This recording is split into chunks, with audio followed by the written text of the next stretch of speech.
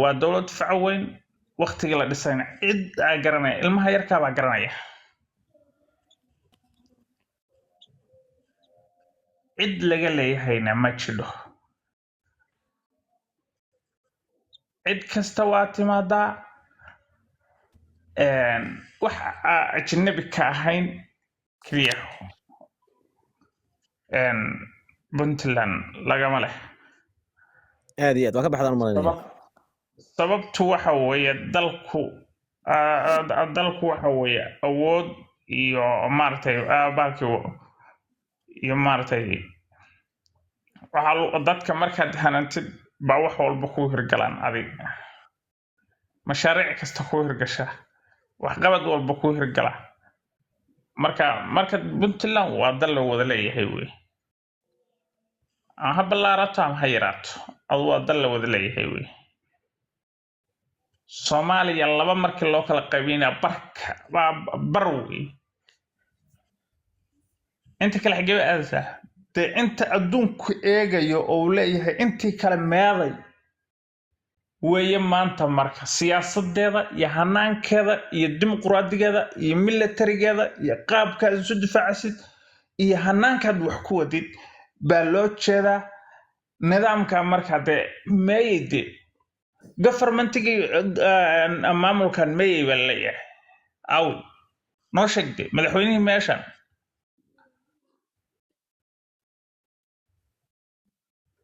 noo sheeg de muxuu ku jawaabaya marka ma saddexdeenna hadda shalay aan ninka weydiinanay adigu waa naga tagtay ninka la yidhahda axmedow saddexdeenna ama afarteenna dabcan ba aan ninka weydiinanay oo yani aan afartaasaan waxaan la hortaganaa beesha caalamka baan la hortaganaa ma sheekadaasoo kale adigu hadda noo sharxi lahay mise wax ka duwan marka in adeer waxa weeye puntland waa dowlad hanaankeeduna waa mid ciyaal tiktobarayaana tiktob loogama taliyo waana dowlad iyo hanaan iyo system iyo shuruuc dhammaystiran wixii hadda ka dambeeyana adigu ajandaheedu waa xadka la xad sharcigeedu hadduu qofka maaragtay muwaadinka uu soo ogo uu yiraahdo xadkaas qofha sharciga wadaan kama soo gudbi karo uu yiraahdo wuxuu xaq buu leeyahay waayo anu sharci baan leeyahay kaasina sharci buu leeyahay sharciga dalkiisa kuma xadgudbo kayga sabab ugu soo xadgudbi karaa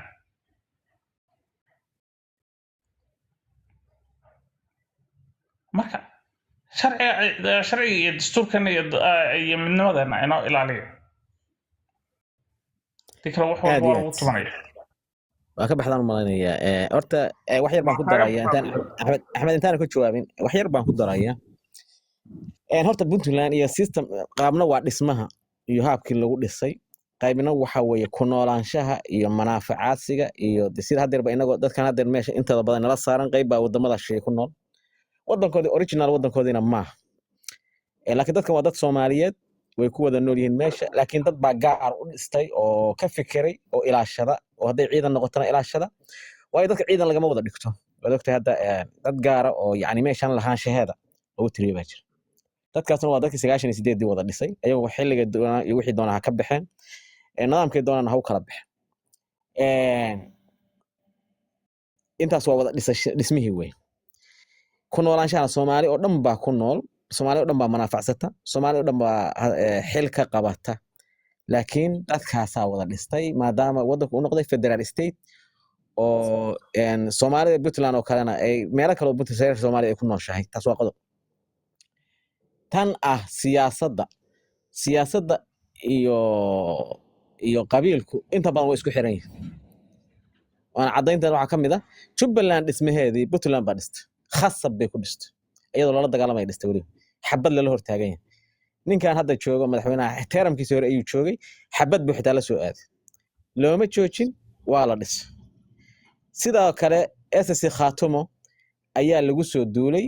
ayadoo wali Soomaaliland ay istastuur ahaan ay leedahay anaga naga tirsan tahay waa laga saaray dawlad iyo dad baahanba waa loo galay khasab baa lagu dhis horta marka qabiilka iyo systemka inaanay kala maarmin horta taas waa inaad liqdaa waa inaad sidaa systemka ku cabtay Puntland ma baa khalkhal soo galay galmudug qayb ka mid ah ayaa maslaxadeedii timid oo qabiil ahaan u timid qaybta kalena ma ay iman taasuna waa nidaam kale oo aad yacni dadka iyo systemku marnaba inaanay kala maarmin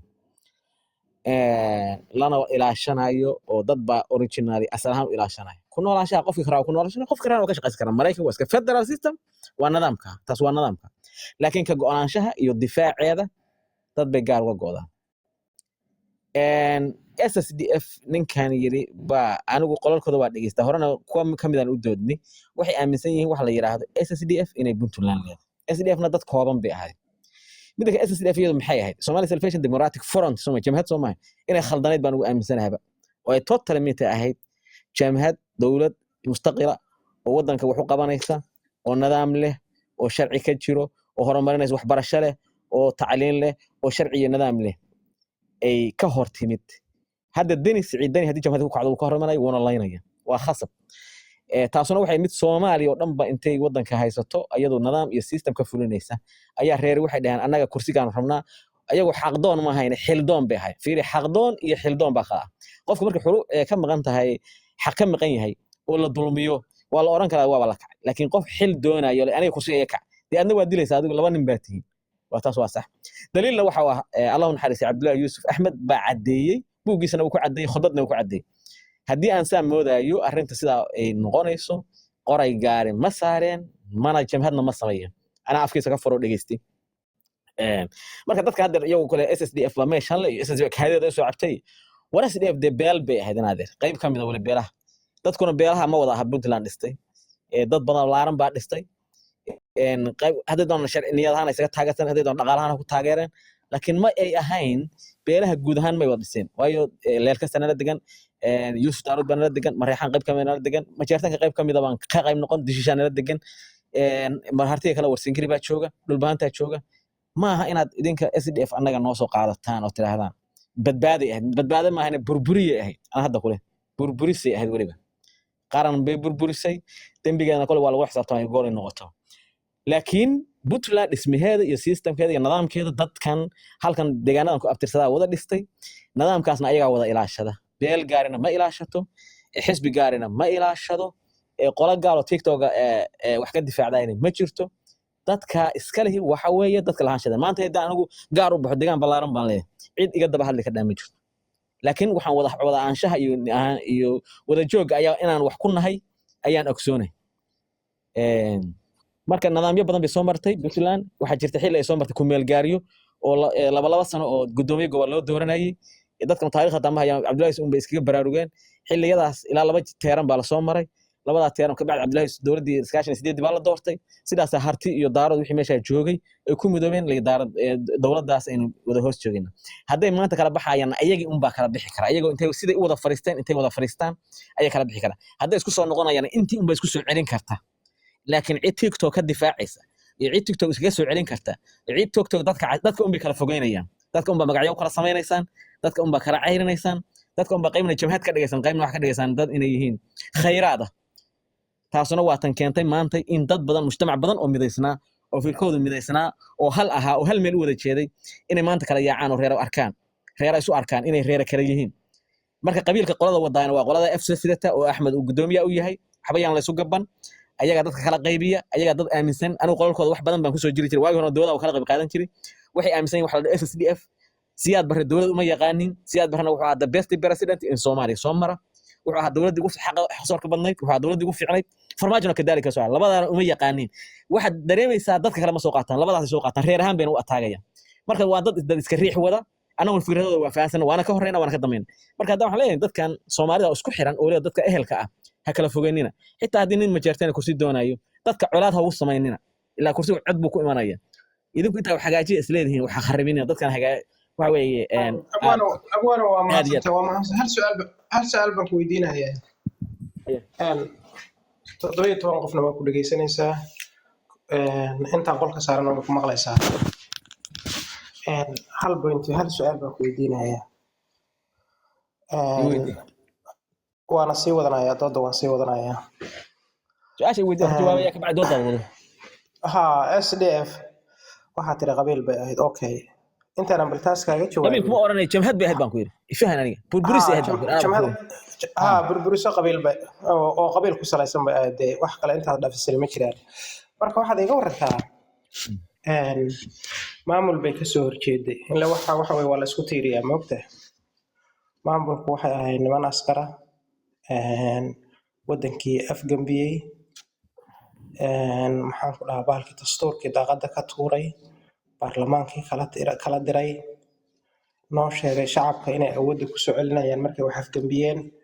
haddana waxa weeye nin ku caana shubay oo madaxweyne ugu yeeray reactionkii arrintaas ka dhacday baa ururka SDF baxeen waxay yidhahdeen waxaan waa khalad dadka Soomaaliyeed waxay isku raacsanayeen oo dowladaha daaqada laga tuuray dictatornimada timid maxaan ku dhahaa bahalkii saasay dagaal ku soo galeen marka su'aashaan adiga ku weydiinaya waxay tahay ninka asagu saas yeelay oo asagu isku caana shubay isku tilmaamay inuu madaxweyne yahay shacabka Soomaaliyeedna aysan soo dooran dhibaatooyinka ku haya wadanka Soomaaliyeed 12 sano sidee adigu madaxweynenimo ugu aqoonsatay dadka baad iska raacday oo maxaan ku dhahaa dadweyne dhan raacday miyaa tahay mase aqliyad ku siinaysa jirta inuu madaxweyne ahaa odaga siyaad baraha soo dhawo walaal aadi aad SDF haday SDF ahayd maxaan ku dhahaa baalkii qabiil soo dhawo anu qabiil kuma oran horta SDF waxaan ku jamhad waxay ahayd falaaga awal burburiso halaagta abay ahayd oo aan mabda siyaasadeed ahayn on kaliya waxay lahayd kursiga iga kacaanano ku fariistay laakiin ma ay ahayn jamhad u dagaalamaysa xaq doona ma ahayn fiiri aniga madaxweynuhu systemku doona ku yimaado ama military ku ha ku yimaado afghan military ku yimaado ama democratic process ku yimaado ani tahay waxda dheem kar waxaan ku miisaama waxa uu qabto siyaad baraan waxa soo dhageyso walaal dhageyso de walaal ma dad way noo fiican tahay ana ka xumaynin dad aqoonyahanana la jooga ma ogtahay dad way noo fiican tahay anaga هاي نكح ما يصيري أنا سؤال عشان ما يصير تدي جوابته ده أدوك قلت وحي أكون درسنا سلا تعليق هذا يسكله ما يا وح ربع أنا كسحان ربع موقته وحقبت حاجة يقدر ما في هذا فنزويلا شوف تيجي كولومبيا بدك وحبي وقبتها شدة بأسماء يعني موقته حاجة يقدر نينكا كاني نوصف رئيس في الصومالية وريها نادر يوم حنقول تهسيتي فرامروق صدي محنقول هبالكي دولة الصومالية daaqada ka tuuray maxaan ku dhahaa baalkii sharciga iyo dastuurkii aynu samaysanay 60kii hadda kaaga jawaabay la waan weydiisay baarlamaankiina kala diray marna waxaan ugu celinaysaa iskuguna yeeray maxaan ku dhahaa inuu madaxweyne yahay hadde magaca muxuu madaxweyne ku ahaa bal anaa ku sheegay horta anaa ku sheegay madaxweyne wax lagu noqdo baan ku sheegay madaxweyne wax lagu noqdaa adeer horta koow ama military ku caalamka ka dhacda 7kiisina way socotay Chinese bono ku helay inuu afgambiyo dawladina xaq bay waayo dawladii hore taag hore waxa lagu yeeri jiray wad khasaara lagu yeeri jiray ogtahay hadaan ogeynba waayo processkeedii lagu doortay intaas oo qof baa ku dhintay barigan ay ka dhacday intaas oo degmo qof ka soo baxay dal isku dilay xitaa boqor lagu dilay waa ogtahay musuqmaasuq wuxuu gaaray 85% buu gaaray qabiilku wuxuu gaaray 99.9 ayuu gaaray militarigu markuu u fikiray arkay xaaladan oo waliba madaxweynuhu markuu dhintay Allahu naxariis Cabdirashiid Ali Sharmaarke oo la soo saari waayay madaxweyne oo iyada musuqmaasuq hebel iyo ka dhigay hebel ayuu militarigu xal qaatay go'aan buu qaatay sidaasna dawladda ku afgambiyay dawladda waxa uu qabtana adigu marxaanti kama tii way adigu qalbiga ku madow oo waxa ku madow yahay adigu de nin baad rabtaa inaad xaqi sooray oo uu sameeyay wala kaadi jawaabta ka jawaabay waa ka jawaabay wax qabadka xaqan macnaha inaad la daalacayso ana dawlad muxuu ku hawaana tir adam madaxweyne su'aal baan weydiin nooga baxay jawaabta nooga وأديك تعليق دلائل لا وقت محل جريرة أنا وضر رنت فرت كاسر هذا الوقت برشة أنا أروك هذا يا حرفك هذا أنا أروك هذا وأنت كلام أنا كلام سؤال هذا الكلام سؤال